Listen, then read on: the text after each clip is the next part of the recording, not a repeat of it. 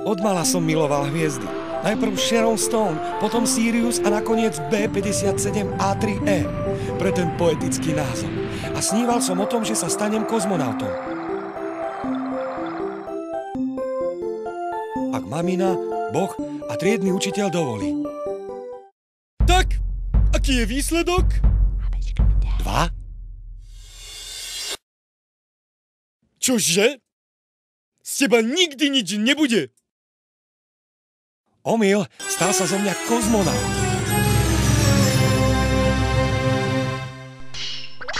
Detstvo ubehlo pri učení a iných detsky nevinných hrách.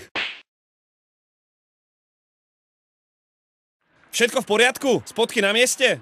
Hej, len kolega má nejaké problémy so žalúdkom. No, nech počká, až vzlietnete. Nechcem to tu mať celé. Chápeš? Jasné. Pripomeň mi, prečo letíme práve na Mars. No, pretože je tam voda. Prineste vzorky. Jasné, šéfko. Ako by ste to mali na stole? Pripravení? No, mohli by sme už aj vyštartovať. Prichádza moja náročná úloha. Tlačítko len moje.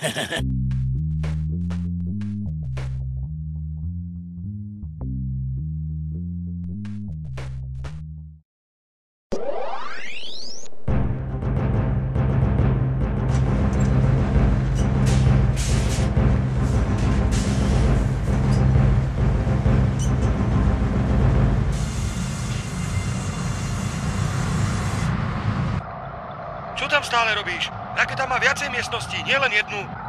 Hej, tebe sa to povie. Ty si fazule nejedol.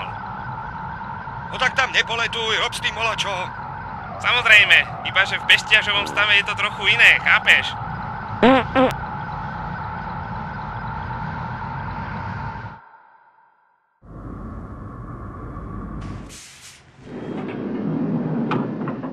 No chlapci, choďte pozrieť tú mláku.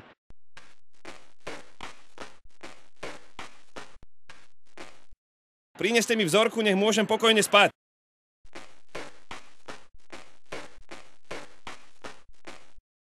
Šéfe, keď vidím vodu, chce sa mi na malú. Nevymýšľaj hovadiny, ale keď nevydržíš, skoč si do krátera. Jasné, šéfe, bude to minútka.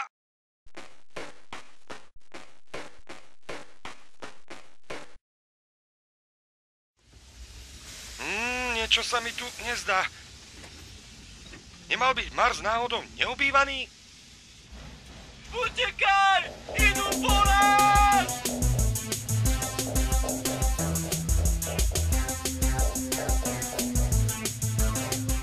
Len žiaden strach. Postupujete do druhého kola Mars Superstar.